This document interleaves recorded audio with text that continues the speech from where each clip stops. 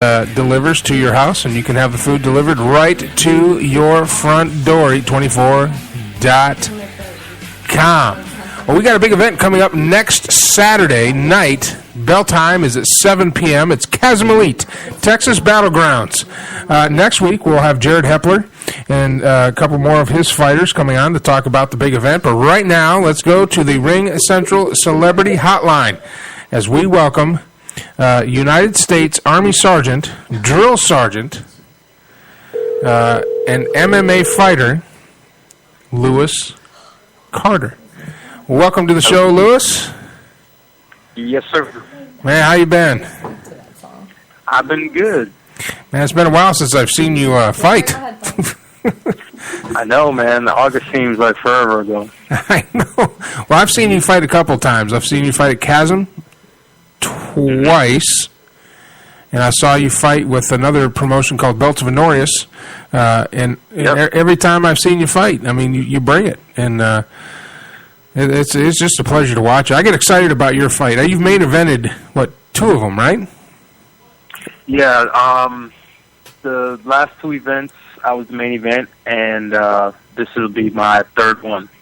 And you're main eventing again this one?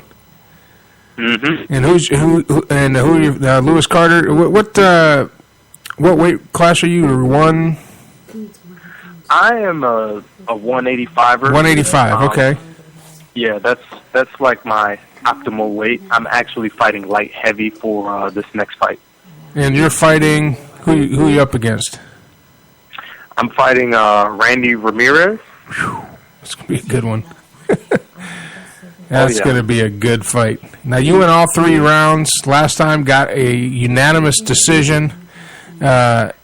And that was a tough battle. And it almost looked like both you and who did you fight? That was Marcus Still. Now, Marcus Still. And Marcus, younger man.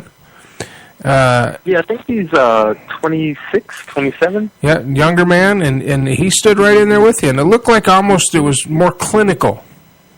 That was,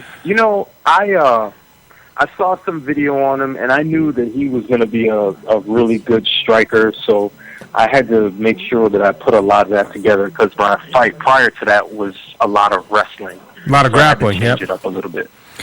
Now, a little bit of a backstory that I know a little bit, but tell us a little bit about what you're doing now and your background, because a lot of people think that MMA fighters, that's all they do, but you've actually got a career outside of MMA that's very honorable, and that I was a part of, actually, way back in the olden days.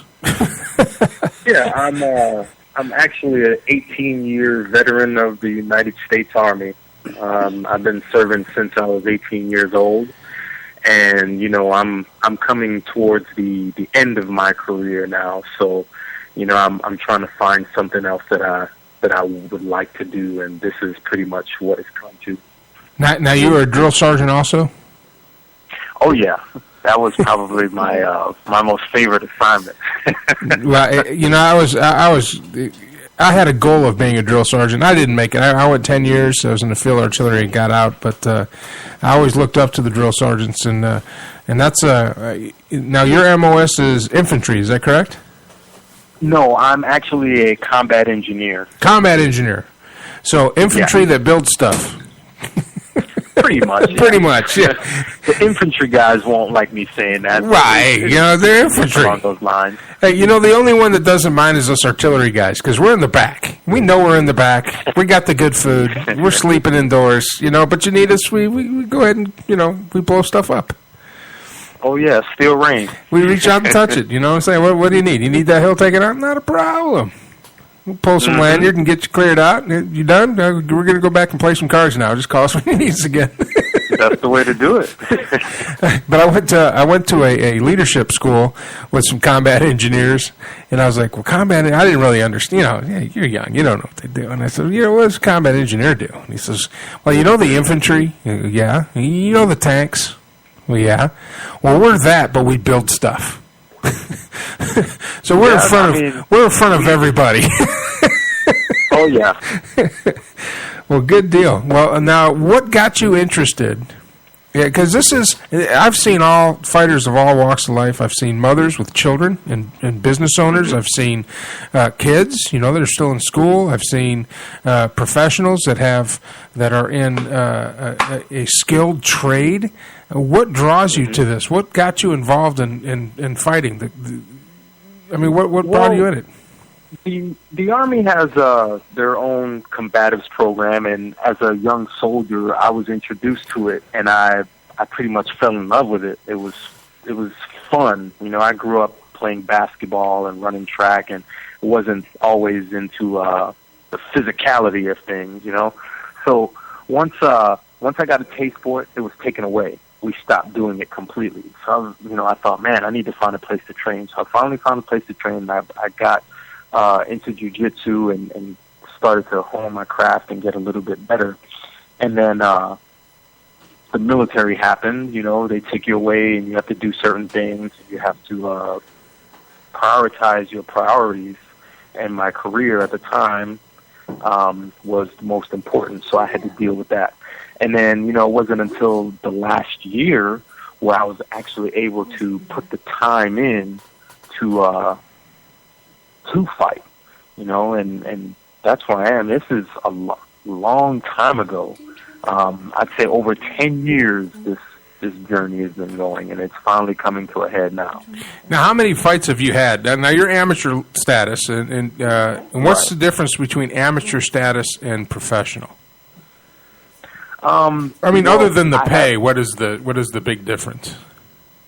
Well, right now I have 3 fights under my belt, and the amateur ranks, from what I've seen, the little bit that I know, is that this is where you get your feet wet. This is where, you can make the decision as to whether or not you want to keep going with this, or you think maybe it's just not for you. It was on your bucket list. But then when you go pro, that's where it's like, hey, this is a job that I'm doing. This is where I'm making money. So that's pretty much the difference. At least that's what, from my foxhole. Now, talking to Lewis Carter, 185-pound fighter for MMA. You fought for, how many promotions have you fought for? Just 2, right? Or 3? Yes, 2 promotions. The first one was Belt of Honorius. That's was Neil Chavez's promotion. And I honestly didn't think that at my age I was going to get a chance. And, once he knew I was in the Army, and he said, I'm going to let this guy fight for our promotion. And I went there, and I guess I impressed him, Oh, you lit it up, brother. That was fight of the night, dude.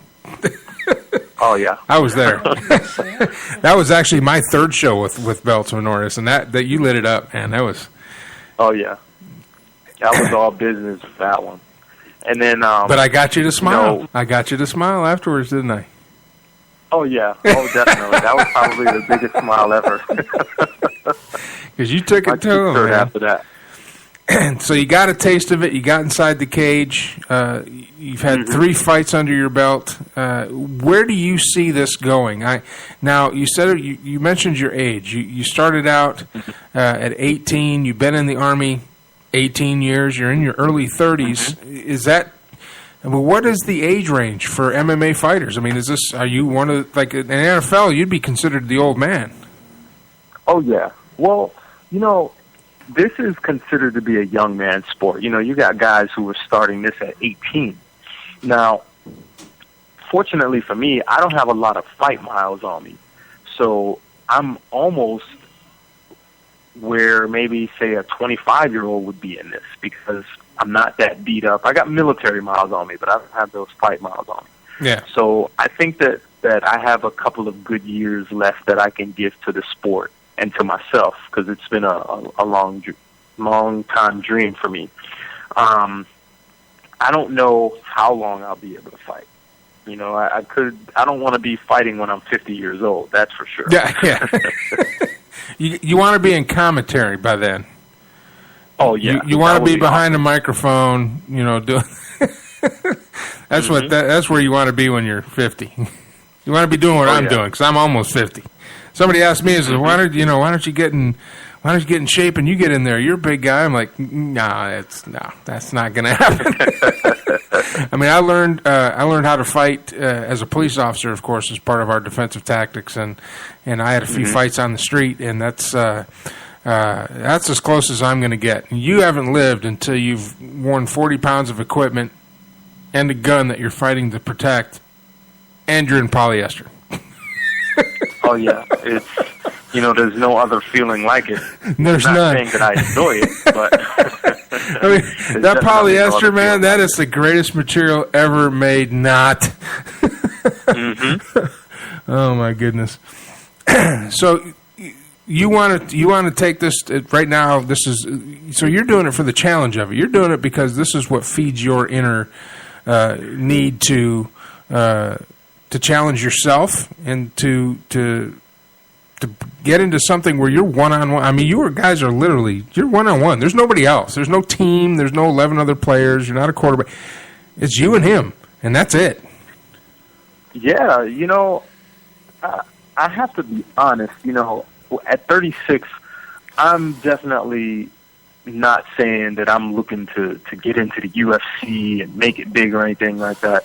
That's not my goal. My goal is to continue doing something that I actually enjoy, And, if it means that somewhere down the line I'm in a UFC cage and I'm fighting there, then so be it. But my goal is to continue doing what I'm doing because I enjoy it. I don't need any huge accolades or a $20,000 paycheck. That's not why I'm doing it. I'm doing it because it's something that's fulfilling to me. Well, we're talking to Lewis Carter. He's in the 185 weight class for MMA fighters, and he'll be fighting this December 6th, that's Saturday. Bell time's at 7. He is the main event. And I love announcing the main event, brother.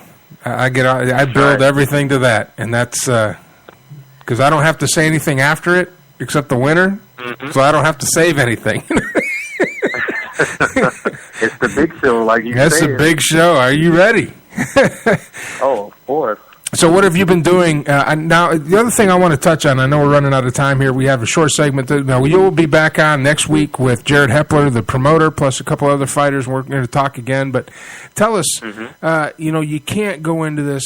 I say you're one-on-one. I say you get into that cage, and as soon as that cage locks, it's you. Yeah. But you can't do that without a huge supporting cast backing you, supporting you, encouraging you. You had mentioned something about it the first time we met, and it made a huge impression on me because you have a following. You have an entourage. We're just going to call it an entourage. You can tell them I said it. They're an entourage. Why don't you tell us a little bit about the folks that are supporting you, because I know there's a lot of love there and there's a lot of support, and that's important for a fighter.